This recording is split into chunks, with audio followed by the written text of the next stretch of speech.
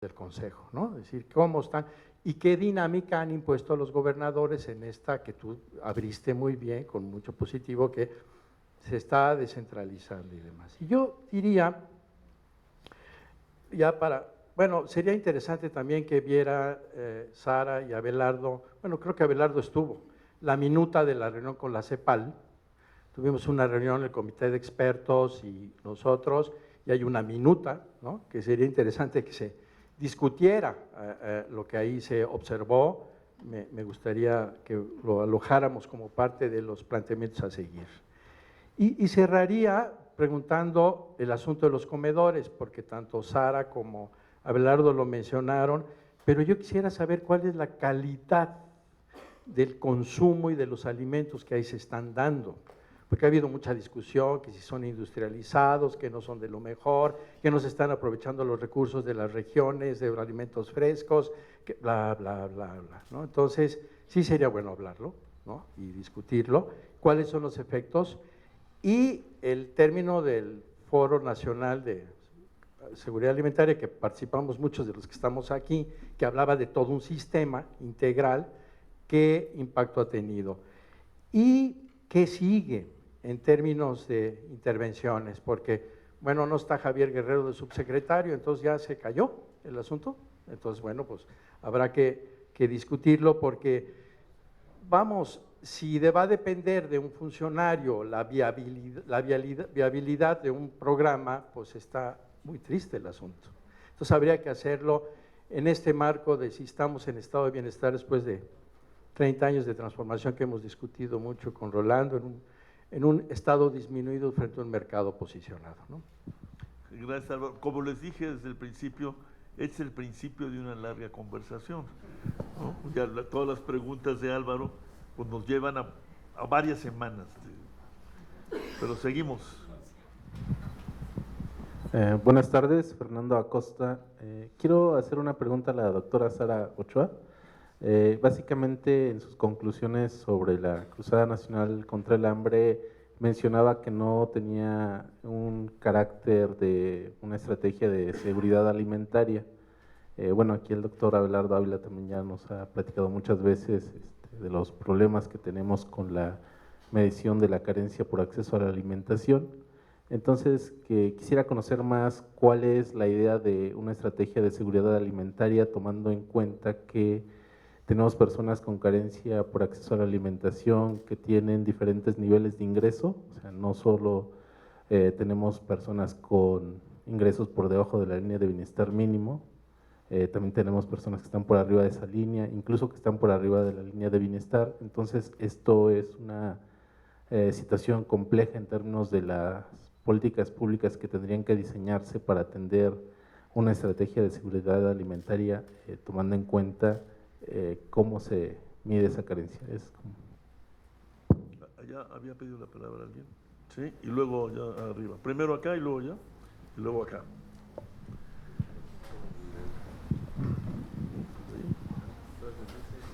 Hola, buenas tardes.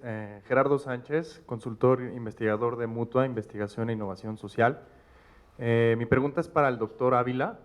En su presentación sobre la exposición de los resultados del proyecto que está llevando a cabo el Instituto Subirán, es una pregunta metodológica. Me llamó mucho la atención en cuanto a evaluación, el comentario que hacía sobre esta propuesta que está llevando el equipo de investigación, el grupo, sobre la implementación del sistema de inteligencia epidemiológica, digitalizado, computarizado, en tiempo real, con claramente estrategias de análisis de datos, de grandes datos, digamos, georreferenciados, es decir, estar sacando provecho de las nuevas tecnologías que se tienen a disposición, y que hacías también esta distinción de tratar de marcarte un poquito, de demarcarse de metodologías un poco más de corte tradicional, como del marco lógico, ¿no? ¿Cuáles serían como los principales puntos en los que esta propuesta puede complementar o incluso pues, potencializar, incluso superar en su momento otro tipo de metodologías y ser una propuesta innovadora? Gracias. Allá. Sergio. Sergio. Gracias. Sergio de la Vega, UAM Xochimilco. Yo celebro que se haya dicho 2 veces estamos empezando, porque efectivamente esto tiene muchas puntas, pero también muchas plataformas que vale la pena poner en la mesa, ¿no? Yo podría entrarle en demasiadas cosas que me surgieron con esto. Volví a recordar jerarquía mata talento y eso sigue vigente, ¿no? Uno tiene ciertas propuestas y las propuestas quedan ahí en el tintero y quien tomó las decisiones los hizo con otro criterio que me parece está en esto, brincote de 400 a 1012, me suena a jerarquía mata talento. Pero más allá de esas partes como muy puntuales, dejaría 3, seleccioné 3 y tratando de hacerlo en corto por eso digo, para de ahí poder comenzar. Yo pediría, y quizá no se termina hoy, una primera reflexión que coincido, que primero es metodológica. Progresa no es nada más unas siglas, sino es la reducción del programa de combate para o contra educación, salud y alimentación. Son 3 características, 3 componentes que están muy claramente dichos. Se llamó PASE durante un rato, pero luego dijeron, no, es mejor Progresa. Sonaba más rico Progresa que PASE. En PASE también estaba alimentación, salud y educación. Y de repente, sexenios después, se desligó la federación de que no se combatiría capacidades, ¿no? Por supuesto está de por medio patrimonio, que ya lo hablamos hace un mes, pero capacidades se deslindó la federación de que se estaba combatiendo el problema de las capacidades. Por lo tanto, nos quedamos nada más con alimentación. Y unos años después aparece un programa que se va a dedicar al problema de la alimentación, ¿no? Pregunta, ¿cuánto se está duplicando? Progresa, oportunidades, prospera, me refiero a su transición. ¿Cuánto se está duplicando con esto de la cruzada contra el hambre? Mínimo se está duplicando conceptualmente, porque Progresa se deslinda, es decir, la historia de Progresa, termina desentendiéndose de todo excepto de la alimentación. Y entonces ahora vamos a crear un programa que se le llama Cruzada contra el Hambre, pero tiene que ver, y lo han dicho, con alimentación. Los comedores, en fin. Entonces la primera reflexión es, y repito, pues igual no se termina ahora, ¿por qué estamos duplicando programas? ¿Qué está sucediendo?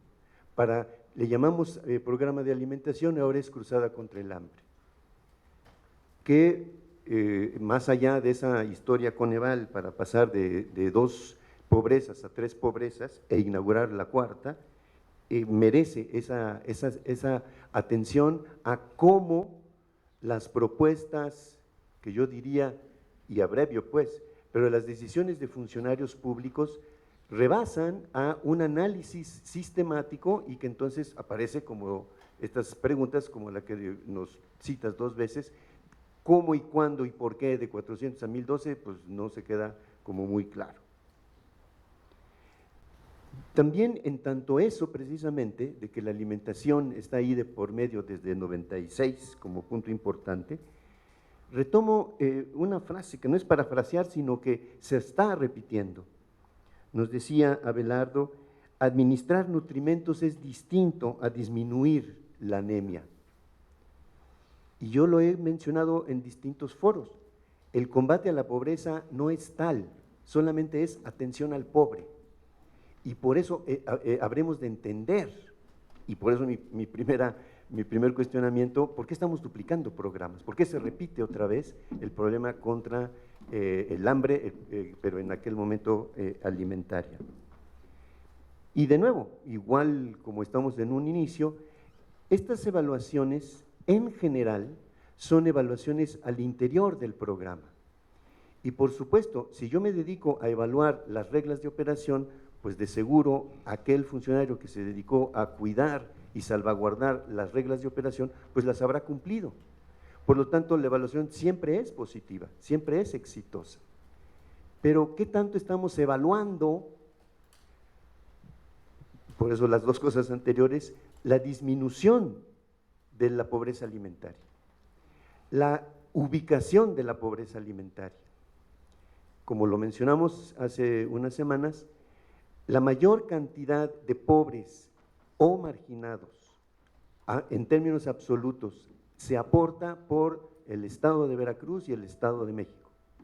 Aunque proporcionalmente lleguemos a 80, 90% con Oaxaca, Guerrero y Chiapas, con solo 15%, es lo que recordaría, se rebasa en números absolutos esos dos estados.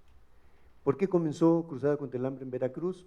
A mí me sonó excelente pregunta desde el principio, y ahora que nos mencionaba la aportación hacia el Estado de México, solo la zona Mazahua requiere atención, porque es el estado que más aporta pobres, y ya lo veíamos, en los, si recuerdo bien números, anda por ahí de los 4 millones de pobres en general, por supuesto le bajaría ahí alimentario, pero hay, recordaría, 4 millones de pobres en el Estado de México, mientras que en el estado de Chiapas toda la población es menor a esa cantidad de pobres. Tengo anotados a 3 colegas y les voy a pedir que ahí cerremos porque ya no nos da tiempo para escuchar a Sara y a Abelardo, que supongo que sí queremos escucharlos. Gracias. Antonio Aguilera de Cedesol. Para el doctor Abelardo Ávila, una pregunta. Partiendo de la lectura del artículo 1 constitucional, donde dice que todas las autoridades y de los 3 poderes y de los 3 órdenes de gobierno están obligadas a respetar, promover y garantizar los derechos fundamentales. Y también dice el propio artículo 1 que los tratados internacionales pues tienen una materia, el Pacto Internacional de Derechos Económicos, Sociales y Culturales. Usted habló del enfoque de derechos.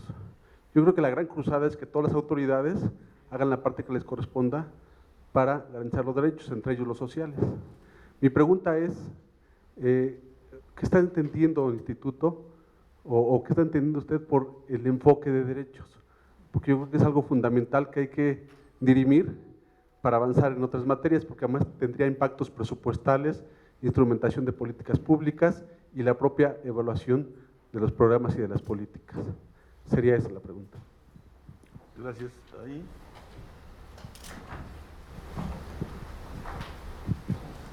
Hola, buenas tardes. Mi nombre es Luis Morales. Soy licenciado en Sociología. La pregunta va para la doctora Sara Ochoa. Nos gustaría, bueno, aparte de las conclusiones que ya nos dio hace un momento, es una pregunta puntual. Me gustaría saber si a partir del análisis que ustedes realizaron, piensan que los programas sociales realmente atacan las problemáticas de la sociedad o solamente buscan legitimar las políticas estatales. Y bueno, la siguiente pregunta sería, ¿cuál sería el camino a seguir si tomamos como ejemplo para mí, por ejemplo, no creo que el programa Oportunidades, que ahora ha cambiado de apellido político, Prospera, haya logrado grandes avances, ¿no?, contrastándolos con la información que nos da el doctor Abelardo? ¿Y cuál sería el camino a seguir entonces? ¿Seguir nombrando programas sociales solamente para justificar gastos en el presupuesto nacional? ¿O cuál sería la propuesta que ustedes tienen? Porque me imagino que después del análisis les llegaron más ideas, ¿no? Gracias. Gracias, compañero. Doctora Flores. Sería una pregunta para Abelardo con respecto al programa, al modelo de intervención. Con los resultados tan positivos que lograron con el modelo, no me quedó muy claro cuál es la articulación que han logrado para que el Seguro Popular lo continúe, porque lo que vi era que este modelo se implementó entre junio y diciembre del año pasado y luego paró. Entonces, siendo un programa o un modelo de intervención que está teniendo resultados tan positivos en uno de los objetivos, pues, ¿cuál es la razón para pararlo, no? Gracias.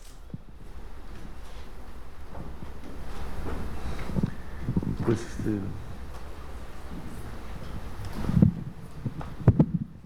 Bueno, muchas gracias por las preguntas. Contestaré algunas de ellas, una disculpa si no contesto todas. Respecto a los programas, sí, esto es algo que causa algo de confusión. Lo que pasa es que originalmente se hablaba de 70 programas, pero nosotros en el análisis que hicimos nos quedamos únicamente, en principio, con programas, eliminando aquellos programas que estaban duplicados, ¿no? Porque, por ejemplo, oportunidades se mencionaba varias veces, y ahí nos quedábamos con 66 programas de los 70.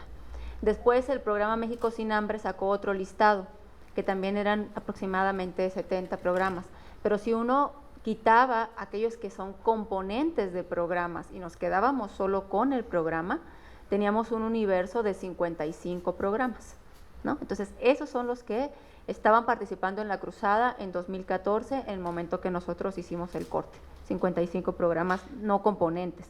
Ahora, lo que yo presentaba de 22 programas es un ejercicio que se hizo, que fue el primer componente, de un análisis de aquellos programas que nosotros establecimos que tenían un vínculo directo con los objetivos 1 y 2, que es el de desnutrición y el de cero hambre y reducción de la desnutrición. Entonces, por eso nos quedamos con ese universo de 22 programas que pudimos analizar un poco más a profundidad, ¿no? Pero eran 55 programas en ese momento, ¿no? Respecto a la coordinación interinstitucional, pues es que este es un aspecto clave en realidad, ¿no? De que la cruzada funcione bien.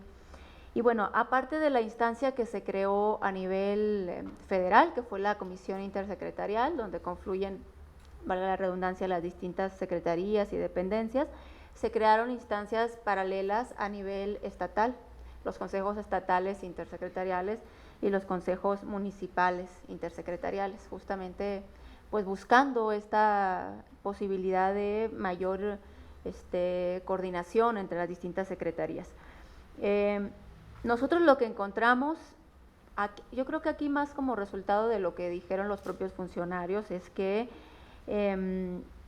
parte de lo que funcionó como para la coordinación fue que esto fue un mandato presidencial, ¿no? Entonces el hecho de que hubiera ese mandato hizo que muchos de ellos se involucraran, pero creo que hay que trascender eso, ¿no? No simplemente porque está así ordenado, sino porque haya un reconocimiento de que es la mejor manera, ¿no? de lograr resultados. Y aquí es complicado porque una cosa que también identificamos es que, bueno, cada dependencia tiene sus propios espacios, digamos, dentro de la administración pública, tiene su propio presupuesto, tiene su propio estatus probablemente dentro de la misma administración pública, y es difícil, ¿no? Que se puedan coordinar, ¿no? No todas las dependencias, por ejemplo, que entrevistamos estaban tan contentas de estar participando en la cruzada, algunas más, algunas menos, pero sin duda aquí habría que hacer un esfuerzo, pues, ¿no? de todavía fomentar mucho más la coordinación entre las secretarías, porque en realidad, por lo que vemos, sería la única manera de que una estrategia de este tipo tuviera buenos resultados, ¿no? En cuanto a la selección de municipios, los criterios que se siguieron fueron 4. El número de personas en pobreza extrema y el número de personas en pobreza extrema alimentaria. Y paralelamente, el porcentaje de personas en pobreza extrema y el porcentaje de personas en pobreza alimentaria. Entonces, fueron esos 4. Nosotros cuando reprodujimos eso, por ejemplo, para los 400 municipios, 381 de ellos sí coinciden, ¿no? Y hay estos otros que hay otros criterios que se utilizaron de representación estatal, etcétera, que a pesar de que están documentados, sí creemos que hay necesidad de todavía avanzar, digamos, en la justificación. En cuanto a los resultados del programa Oportunidades, bueno, aquí sin duda el doctor Abelardo va a poder abundar al respecto. Nosotros lo que hicimos aquí es una revisión de todas las evaluaciones que se han hecho de oportunidades. En algunos casos, usando algunos estudios concentrados que existen, publicados, confiables, etcétera, sobre las evaluaciones, que son bastante abundantes, ¿no? Y nosotros lo que hicimos ahí es hacer una sistematización que se presentan a detalle en el informe sobre los resultados, ¿no? O sea, las ganancias, no sé, en términos de centímetros de estatura, de disminución de desnutrición, etcétera, que las evaluaciones han documentado que existen. Ahora, sin duda, también hay áreas en las que no se ha avanzado tanto como se quisiera, ¿no? Y que probablemente incluso hayan generado algunos efectos negativos. Sobre todo, pero además es importante ahí decir que esos resultados también se encuentran sobre todo para estos grandes programas, que son programas que han estado mucho más monitoreados, mucho más, ¿no?, seguidos, digamos, por el ojo público, etcétera, como Oportunidades, Seguro Popular, etcétera. Pero en la Cruzada participan también muchos programas pequeños que muchos de ellos no tienen tan buenos resultados que presentar, ¿no? Ahí también es algo que hay que considerar, ¿no? Nosotros muchas veces hacemos referencia a estos programas grandes, pero también hay muchos pequeños que habría que revisar, ¿no? Las instancias de consulta, lo que nosotros encontramos en los documentos fue que había algunas instancias que tenían mucho menos participación que otras, y esto se reflejaba en el número de actas que había y también en las discusiones al respecto, ¿no? Entonces, algo que surgió es que el Consejo Nacional, por ejemplo, podía tener todavía mayor participación, ¿no?, en la cruzada, porque aquí intervienen universidades, asociaciones civiles, etcétera. Entonces, es importante escuchar, digamos, lo que tienen que decir respecto a esta problemática. Y lo mismo respecto al comité de expertos, ¿no? Como lo que nos refirieron muchos de los entrevistados fue que había una participación a veces más de tipo individual, que es muy importante, ¿no?, que participan en ciertos proyectos, pero no necesariamente como un órgano más colegiado, y que eso también es un área de oportunidad. Con respecto a la calidad de los comedores comunitarios, bueno, ahí nosotros lo que hicimos fue un estudio exploratorio, porque los comedores apenas también estaban iniciando, ¿no? Entonces tampoco, digamos, estaban consolidados ya. Encontramos que sí llena una problemática, ¿no? Atiende una problemática, sobre todo una problemática mucho más inmediata, mucho más coyuntural. Personas entrevistadas, tanto como algunos de las personas que van al comedor, como por ejemplo maestros, etcétera, de los kinder o de las escuelas, manifestaban que era un buen programa, ¿no?, que los niños se veían, digamos, mejor nutridos, etcétera. Ahora, con respecto a la calidad de la comida, aquí, bueno, habría que, ojalá que haya posibilidad luego que esté disponible el informe, porque ahí hay mucho más detalles, pero sí hay algunos puntos críticos, ¿no?, como el hecho de que la dieta sí se basa sobre todo en los productos que son provistos por Diconsa, y que sobre todo son productos enlatados, ¿no?, y hay más dificultad de hacerse de productos perecederos. Para esto estaban los huertos, pero no han funcionado tanto, ¿no? Entonces ahí la comunidad con las cuotas de recuperación tienen que comprar distintas verduras, etcétera, para complementar las comidas. Entonces creo que ahí sí hay un reto de mejorar la calidad nutricional, ¿no?, de los comedores comunitarios. Con respecto a la estrategia de seguridad alimentaria, creo que aquí habría sido importante, pero ya por razones de tiempo no lo presentamos, el esquema que nosotros seguimos. En muchos de los informes utilizamos este enfoque de seguridad alimentaria, que es un enfoque basado en el enfoque de FAO, ¿sí?, que tiene 4 grandes componentes, que tiene que ver con la disponibilidad de alimentos, o sea, que se produzcan suficientes alimentos, el acceso a los alimentos, o sea, que las personas tengan alimentos cerca y que los puedan ir a comprar, y que tengan acceso económico y físico, o sea, que puedan tener acceso físico y además económico. Así también la utilización, que tiene que ver con todos aquellos elementos que son importantes para que haya una absorción adecuada por el organismo de estos nutrientes, ¿no? La vivienda, las condiciones de la vivienda es muy importante, ¿no? Los hábitos de higiene, ¿no?, la información nutricional, etcétera, y la cuestión de la estabilidad también de todos estos otros componentes, ¿no? Que no ante una crisis, etcétera, haya una, digamos, una inseguridad alimentaria o un aumento. O sea, ese es el enfoque que nosotros seguimos y por eso creo que podemos afirmarlo, con base en los análisis que hemos hecho, que hay algunas dimensiones que están mucho más atendidas que otras, ¿no? Y que hay hay también un área de oportunidad. Nosotros no hemos entrado en la discusión sobre la medición de la inseguridad alimentaria, ¿no? Coneval ha propuesto un indicador, la FAO también utiliza algunos otros, ¿no? Entonces, digamos, nosotros hasta este momento utilizamos los indicadores existentes, pero sí lo que hicimos fue tratar de ver si la cruzada tenía todos los elementos de una estrategia de seguridad alimentaria. Y esto me lleva a la siguiente pregunta de Sergio de la Vega respecto a si se está duplicando y cuánto se duplica conceptualmente. Y bueno, esto es relevante porque si la cruzada mantiene su diseño original, yo pensaría que no se está duplicando, porque es una estrategia mucho más amplia y más integral, no solamente alimentación, sino seguridad alimentaria. O sea, hay que producir los alimentos, hay que llevarlos, hay que hacer que las personas tengan recursos para comprarlos, hay que hacer que los usen adecuadamente, ¿no? Con buenos hábitos de higiene, que no haya piso de tierra, etcétera, ¿no? Y eso no solamente lo puede hacer Oportunidades Ahora Prospera, ¿no? O sea, se necesita intervenciones mucho más integrales. El problema es que en la práctica no necesariamente vemos eso, ¿no? Se ha acotado un poco más. Si los programas realmente atacan la problemática de la sociedad, yo creo que los programas sociales son muy relevantes y esto tiene que ver con el enfoque de derechos también que se va a platicar por el doctor Abelardo. Todas las personas tienen derecho a tener acceso a ciertas condiciones mínimas básicas, ¿no? Y los programas sociales lo pueden, digamos, es una forma de hacerlo, de acercar salud, educación, alimentación.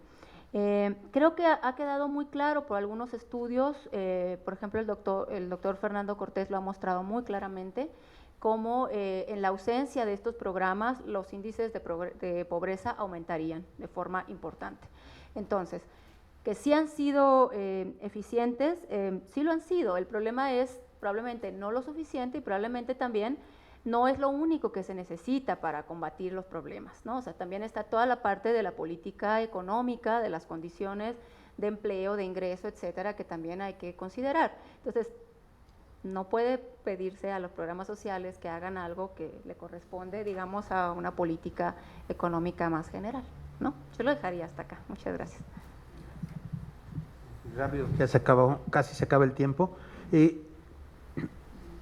Con respecto a Álvaro, sí, algo que ha sido desastroso ha sido el efecto de las transferencias en la generación de obesidad. Si uno analiza las CENICS, por ejemplo, el incremento del consumo de productos chatarra, llamémosle alta densidad calórica, en los estratos bajos y en la población que accede a oportunidades, se ha ido incrementando de una manera brutal, que explica la obesidad en la pobreza y el daño que tiene población que por ser pobre la mayoría fue desnutrida en la primera infancia y después entra en un proceso obesigénico que lo truena metabólicamente y que estamos pagando costos carísimos, tanto en lo económico como en sufrimiento humano, en mortalidad, en daño a la salud, que además no se corresponde con un sistema que esté capacitado, un sistema de salud que esté capacitado para atender toda esa enorme demanda que se está generando con enfermedades que son por definición incurables, progresivas, crónicas, mortales y carísimas, ¿no? Entonces sí es algo que es uno de los puntos que habría que tratar